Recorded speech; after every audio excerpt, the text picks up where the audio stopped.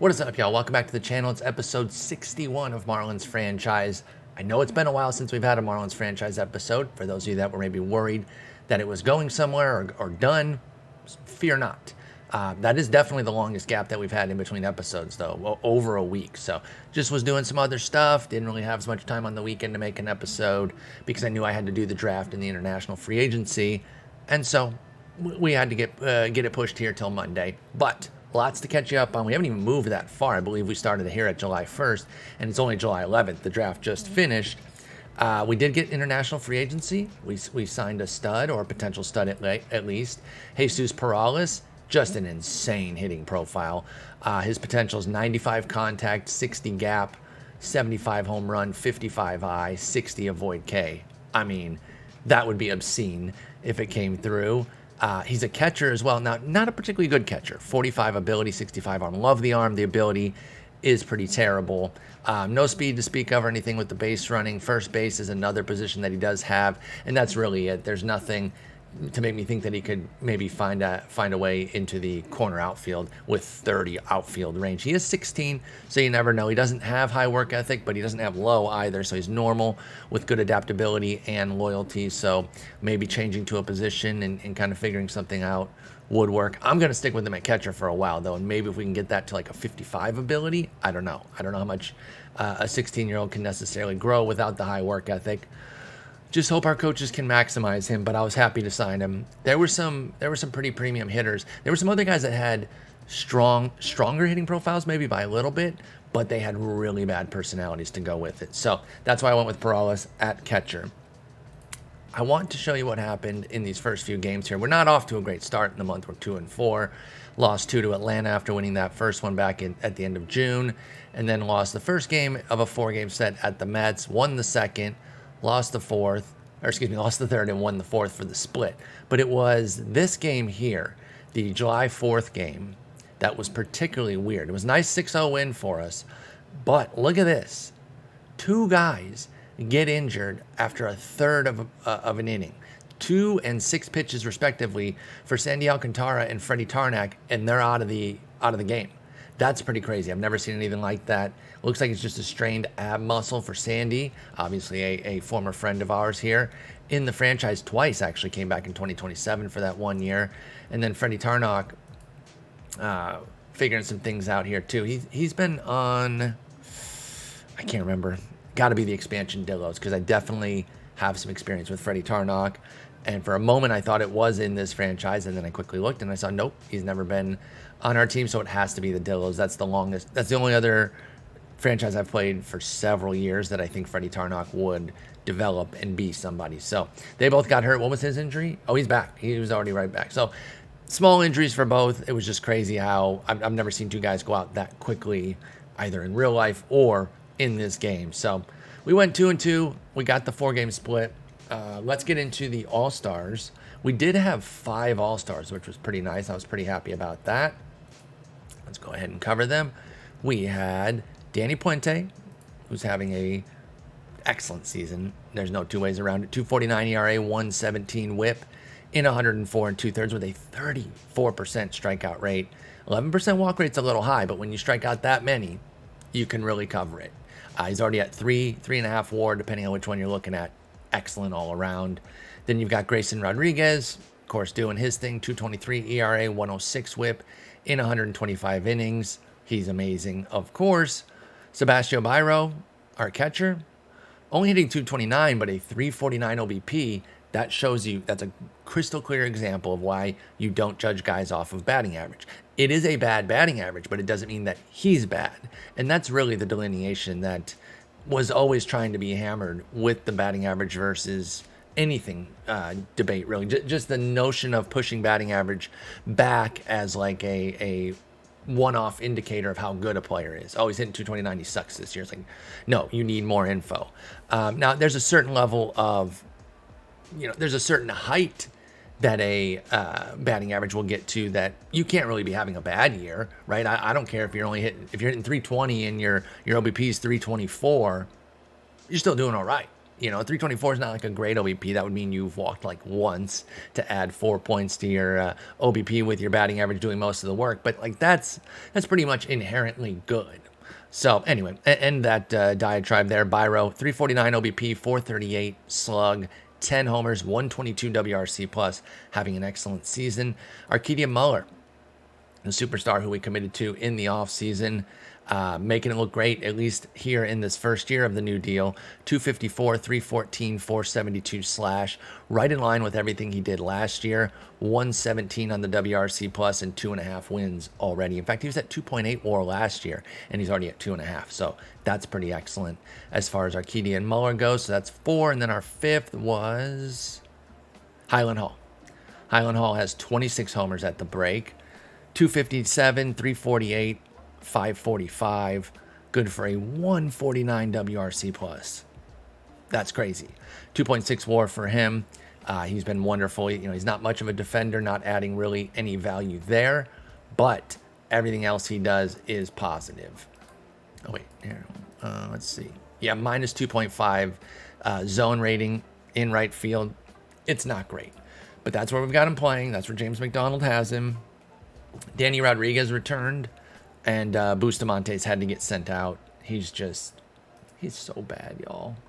It's unfortunate. Remember when we traded for him, and he had that upside, but we knew that at his age and kind of where everything was, that it wasn't going to be easy for him to kind of meet that upside with the low intelligence and everything, and he really isn't showing any potential that he is going to reach it. So, well, that's fine, but he's sent out for right now, and at least our outfield is still good. We've got J-Rod, D-Rod, and Highland Hall. I know it's very lazy to go first initial Rod for a nickname for a Rodriguez-named player, but it's such shorthand these days that it's hard not to do that. And by the way, Acosta can play outfield too, if you're wondering why we don't have a 4th outfielder. I don't think Machado can. No, he can't. But at least Acosta can. Cashman can play a corner. It's not great. So we probably need an outfielder to get called up. Problem is, I guess it would be Cashman who gets sent out, and he's been pretty bad, so maybe that's the right move. Dang. I did not expect to send him out, but I'm thinking that we probably need another outfielder. If I call Busta back up, though, they'll probably put him in center, and I don't want that. I don't want that. Listen, Danny Rodriguez with a 55 range, 60 error, 60 arm is not elite in center, right? Because that range is not good. It's passable. You can get lucky and have an okay season there, but it's a little tough. But the hitting is just off the charts. It's only 30 plate appearances, which is literally nothing. I mean, it's so small, but he does have a 282 WRC plus in that time, a 619 BABIP. I'm going to make a bold call here. 619 BABIP won't hold all year. I know. I like to make bold calls though, y'all. Okay. So for me, that's one that I'm like, I think that's a pretty special call. No, I'm just being dumb. So we're 56 and 38, 4 games back, 3-7 in our last 10. Obviously, if we had played better, we could have either been in a much tighter race or maybe even leading, but 4 games is still pretty tight, so I'm not that worried about it. Let's get into some more action here. We've got a series against the Angels, then a trip to Washington, and then we host the Dodgers. Let's see what the rest is. Everyone's rested except for Puente, so we could, well, never mind. I was going to say we could reset the rotation, but we can't. We are not in control of that. So let's see what James McDonald does. Let's go ahead and jump into this Angel series. First game win.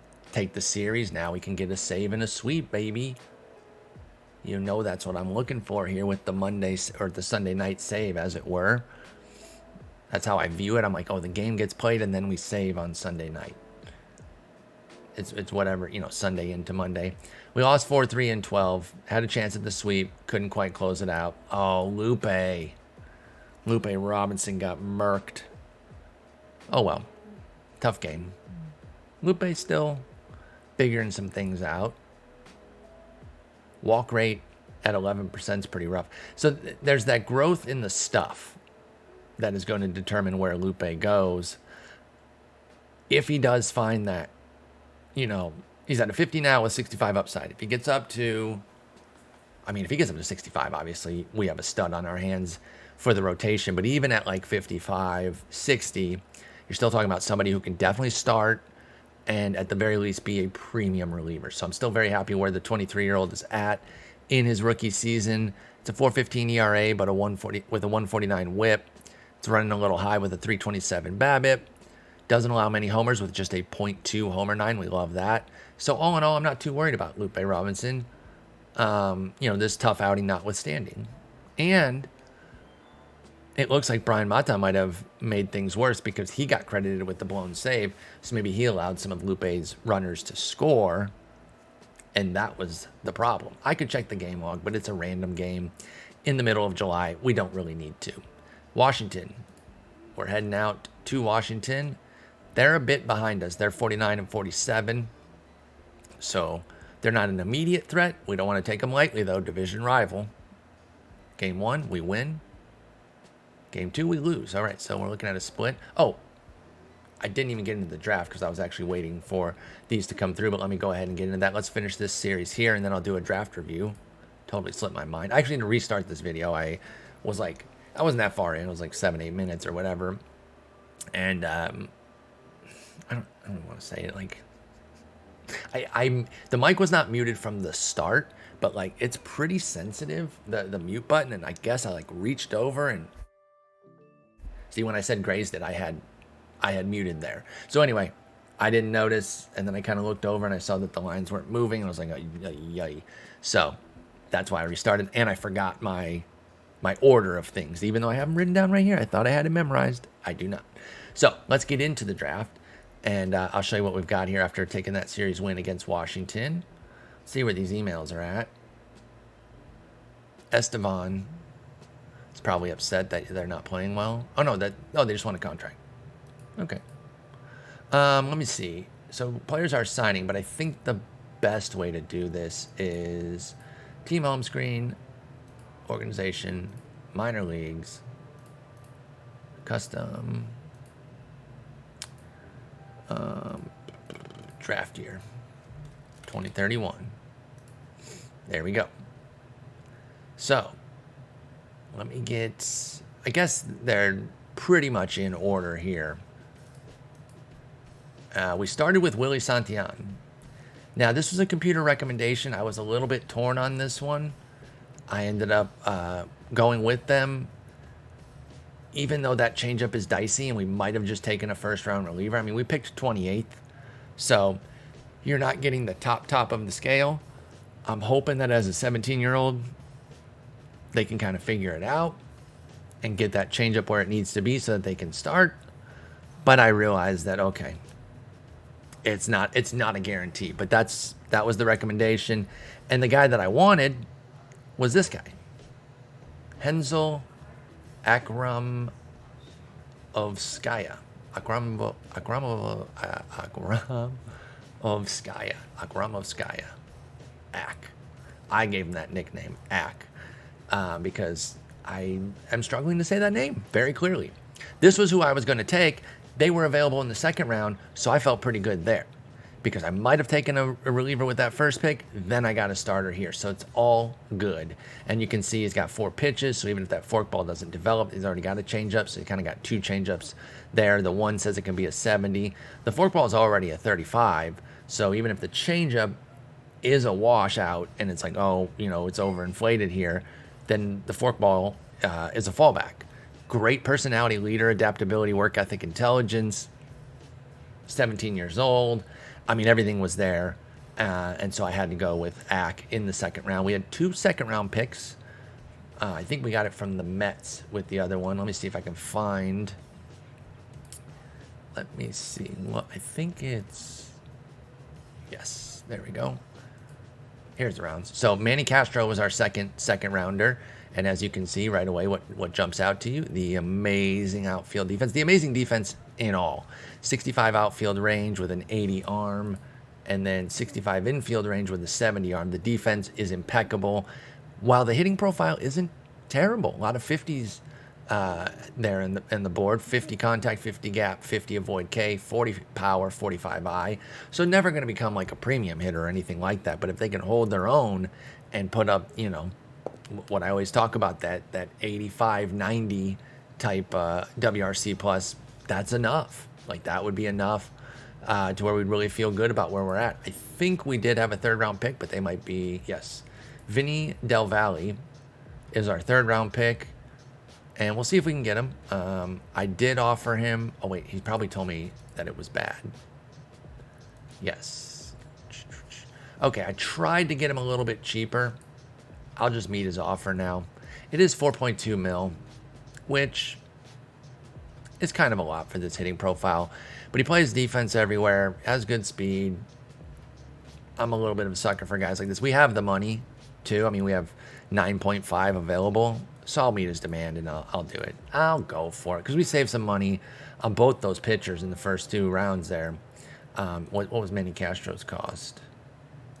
Does it say? Oh, yeah, $480,000. So our first 3 picks there were so cheap with that first rounder and the 2 seconds that we can spend it a little bit. 2.4 for Ack. Santian was 1.2, and then, like I said, Castro, 480K. So we dump a little bit of the extra money into Vinny Del Valle, and we'll see if he signs. He should. Tony Morrow was the 4th round pick. Just a solid bat, one of the best bats available. In fact, the best bat left. And even though there's no defensive position, no speed, nothing in the profile to make you think that he can find a defensive position, I'll tell you what I'd really like to see is him become a top 100 prospect and then trade him. Honestly, I drafted him with the intention of moving him in the future. Absolutely. Justin Jones was our 5th round pick. Probably a reliever, because you're talking about a 30 potential changeup, and even that would be pretty bad. And that's okay. You know, throws pretty hard already. 93, 95 at 18 years old. 60 stuff, 50 movement, 55 control. And we'll see what happens. There wasn't a whole lot left. It was not a super deep class, to be honest. It was pretty top heavy. There was some good stuff at the top that we participated in, but then it kind of thinned out. David Pinon was our 6th rounder. Another reliever type who doesn't have a changeup. Does have work ethic, though. Maybe get it to a 35, 40. I don't know. Got the stamina to start. Holds runners, ground ball. Lots to like from the 18-year-old. Beyond that, but probably a reliever if you think about what usually happens with these 25/35 changeups. They don't usually do anything. 7th round, Danny Fernandez, catcher with high adaptability and work ethic. He's only got a 50 ability. Decent plate skills there with 50 power. I could see him as like a backup catcher. Victor Mejia, interesting pitcher, I thought, for sure.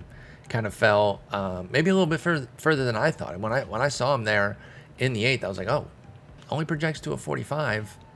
I mean, I get it, 55, 45, 50 for the stuff, movement, control, but has the stamina to start, has 3 pitches that are expected to be 55 or better, with the good personality. I thought, hey, Victor Mejia, come on down. Aaron Oates was another catcher who can actually catch, 55 ability and arm, another good plate skills guy. Can never have too many catchers, so we did get a couple there in relatively short order. You can almost make a case maybe that Oates is better. They're both 45s. They do things a little bit differently. Like, they both have the good plate skills, and that's pretty much it at the dish. A little bit more pop for Fernandez over Oates, but then Oates has the big defensive edge there. Excuse me. Then we have Adam Henderson, another pitcher looking like a reliever. At this point, it's getting later in the draft. We can't be too picky. We're trying to get talent, see what we can do with it. Next up, in the 11th round, if you don't think that I took this guy named Xylon Tamanian because of his name, then welcome. You're brand new to the channel, because obviously that was why I had to draft him. Also, decent looking bat, 55, 70, 60, 50, 50. No speed, no defense to speak of. Maybe we end up trading Xylon. He's only 17. I'm intrigued. The name got me intrigued. By the way, the Caps ones are the guys who are on our list, and then the ones without are the ones who weren't on our short list, and that the computer most likely drafted. Although I think I stopped after taking Xylon. No, I took Isaiah Page too. I don't remember if I took Hector. I'm gonna guess that I did because he was on our list, and I don't think the computer took anyone from our list. So yeah, I think Zaragoza was probably our last pick. But you see Isaiah Page here in the 12th. Decent little pitcher. Has the pitches. Probably not much of a starter, though, with the 35 stamina. Maybe a future stopper, though. And then Hector Zaragoza. Amazing stuff. A decent personality. 18 years old, about to be 19. Lefty. Figure will take a shot. Could have a flame-throwing reliever down the line there. And then these are the guys that they took. Victor Danez. Kind of similar profile to the catchers in terms of not much in the contact gap or home run, but then decent plate skills, but has speed and defense with a brilliant personality. So I think Victor Danez at 17, about to be 18, pretty interesting. Then we have Sergio Perales, another reliever. Arturo Sanchez, I skipped somebody, I'll go back. 65 stamina, 4-pitch arsenal, great personality. Only throws 87, 89 here as a lefty, but not a bad upside play there that late. Manny Enriquez looks like it could be a starter. 65 stamina, 75 hold runner. Interesting enough. 17 years old. Oh, I took Manny Enriquez. I definitely took Manny Enriquez. So that means I took Danez and Perales too. Did I go through the 16th? I took Manny Enriquez because I remember Waterford Township. So yeah, I guess I drafted all the way down to there and then let the computer do the rest. Do I have any other? No. Just making sure I don't have anything else on there. So Alva Berkowitz, high work ethic catcher, 60 power, 50 discipline and avoid K. Only 45 ability though, so we'll see how that goes behind the dish for the 17-year-old. And then Edwin Garay, whatever, the computer drafted him. And Daniel Ibarra, same deal, whatever, the computer drafted him. So that's the draft. And we'll see if Del Valle signs. I would think so. Why is Jose Morales? Why are we getting notes about him? He's from last year's draft. Okay. And his shoulder's jacked. So that's a tough scene. Uh-oh. Nope, this is another guy from another team from last year's draft. Oh, he's the 14th prospect in the league, but he's out for the year now with a big injury. Torn labrum as well. Ouch. Ouch, ouch, ouch. All right, so we took the series at Washington. We'll get a day off. We'll invite the Dodgers to our place, take another day off, and then invite Washington. Dodgers series, 2-0 win. Let's go. Emilio Vargas. We don't really need him. Pitching is not a huge need. This is a solid pitcher, 34-year-old. You know, exactly what a rebuilding team would sell for a prospect. This is a perfectly fair offer. I just don't think we need it. I'm with Jeremiah Green. Tough call. I can swing back and forth on this. It's a good offer. But Shoshi Nakano has 80 stamina, although not going to become a starter. I mean, I could do this, but I don't have a spot for Vargas either. So that's the real issue. Is who would we send down? Actually, Mata has been rough. He can't be sent out, though. He'd have to be cut. I don't know. He's extreme ground ball. He's served us well. Vargas isn't that different. So we would just be hoping that Vargas runs better, I guess. And he's been having a great year, no doubt. No doubt. But he's straight 55s, and I believe so is Mata. Oh, not anymore. He's 50, 50, 55. So, Vargas is a little bit better. Mata wasn't great last year either. No. I'm going to stick with Mata. This is not a bad offer, but I'm going to stick with him. And we'll move on. Vinny signed. Let's go. Who's this guy? Victor Mireles. Another 2023 or 2030 draft guy. Got in a brawl. Okay, chill out. Probably brawling with people because we didn't draft him. He's like, man, I wanted to be a Marlin. Dodgers game 2, we win. We get the series 8-7 in 12. Let's go. Boz got hit up a little bit. So did Lupe again, by the way. Can we get sweep and a save? Because we got the series. Series is locked. Looking for that sweep. Hit me with it. One time.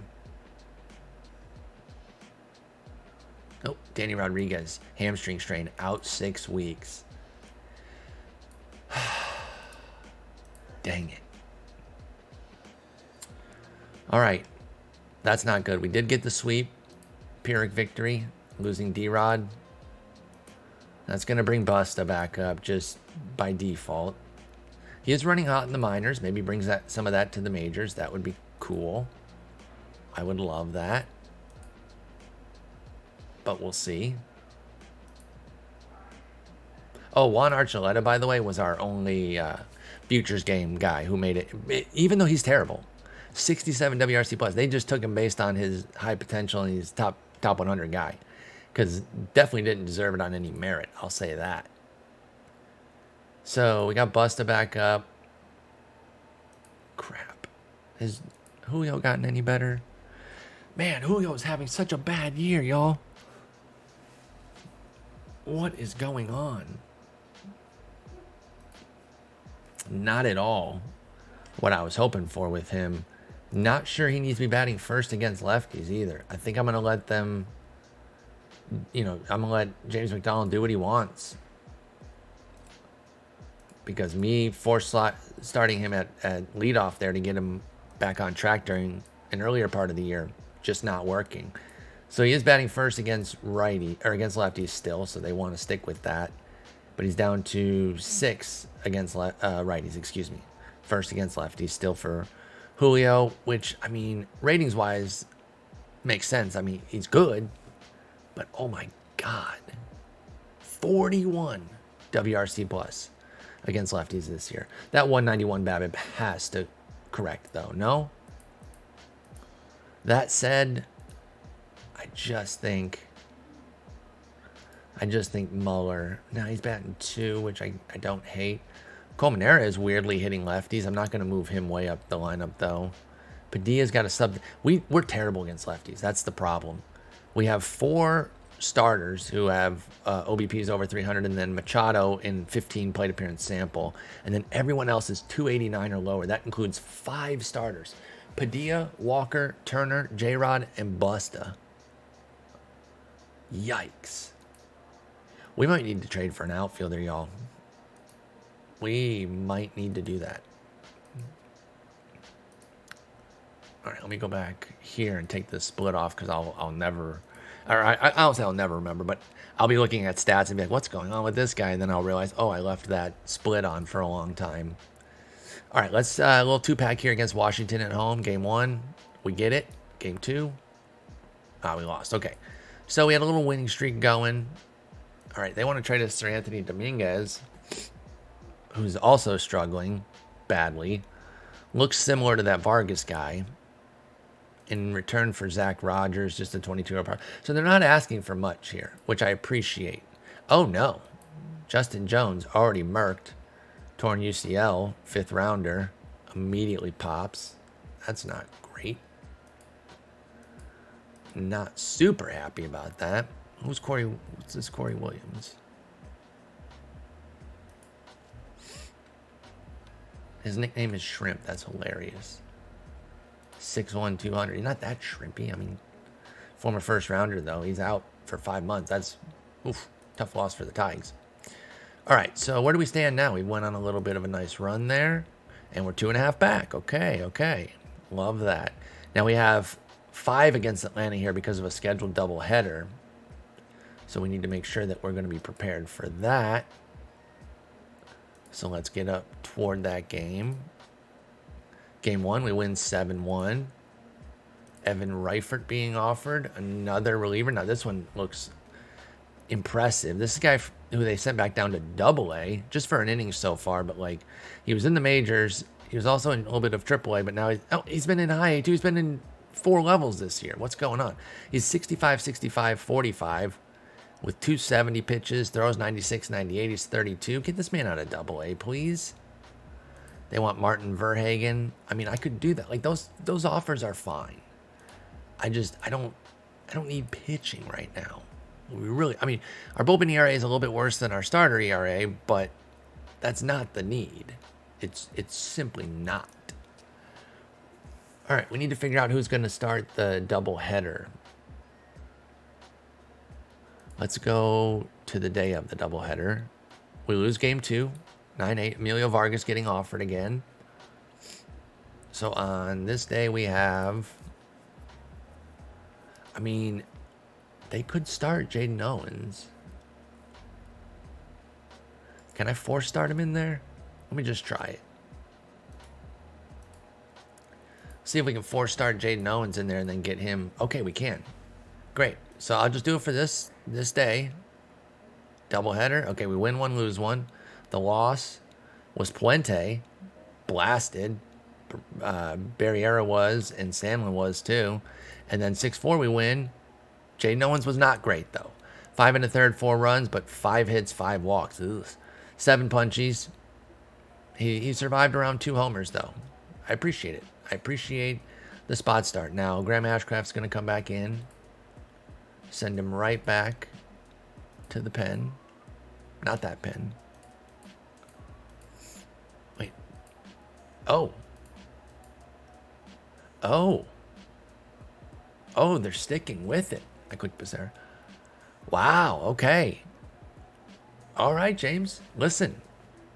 Far be it for me to tell you what to do. That was part of why I hired you.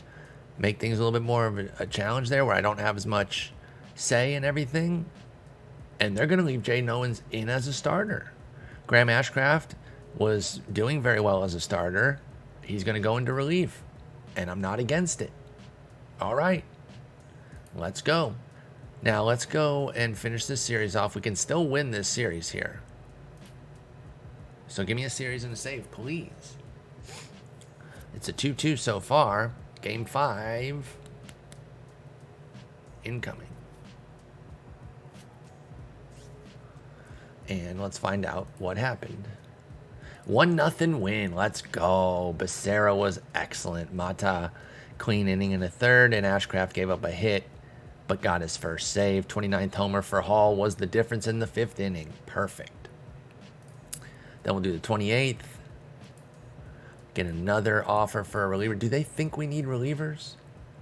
Braden Zarbinski, excuse me. I just don't think that's our biggest need. Eric Sims got murked. Don't care. Oh yeah, that's right. I got to clear the 2031 draft list. I'll clean that out too, so we don't get a billion emails on guys we don't care about because we didn't draft them. All right, so I am going to cut this one here because I think we do need to make a trade, and I don't want to take a whole hour, and make this episode crazy long trying to find that trade. So let me do some research offline, figure out what we want to do. I think we want to add an outfielder, probably a starter, probably somebody who comes in and jumps right into our outfield, ideally in that center field position. Because, listen, if Hall's doing his thing, right? If J-Rod was doing his normal thing, 117, 116 WRC plus totals last year, is just that. Like, he doesn't have to be back to the 134 he was in 2028, although that would be amazing. But we'll take the 117, 116. But he's a 78 right now. So with him, if he was doing his thing, we'd have 2 great outfielders and a poor hitting one who's a good defender. And I would probably be able to live with that. But that's not what we've got. We've got 2 dreadful outfielders, and then the one who is hitting well shouldn't be in the outfield in Highland Hall. So we got to figure something out.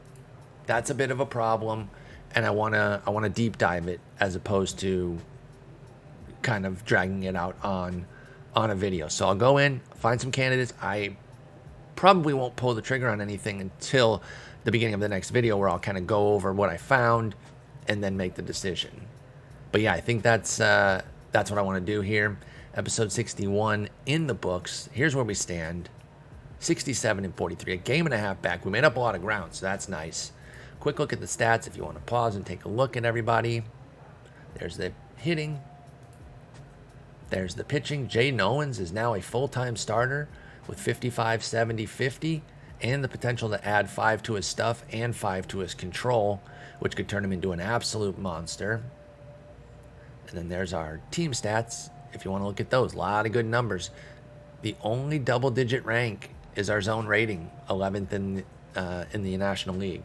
Likely due to our outfield, too, by the way. So, come back next episode, figure out what we're going to do at the deadline, get through probably the rest of the regular season, unless there's just a crazy race that we really need to deep dive into on September, or in September, rather. So, until then, talk to y'all later. Peace.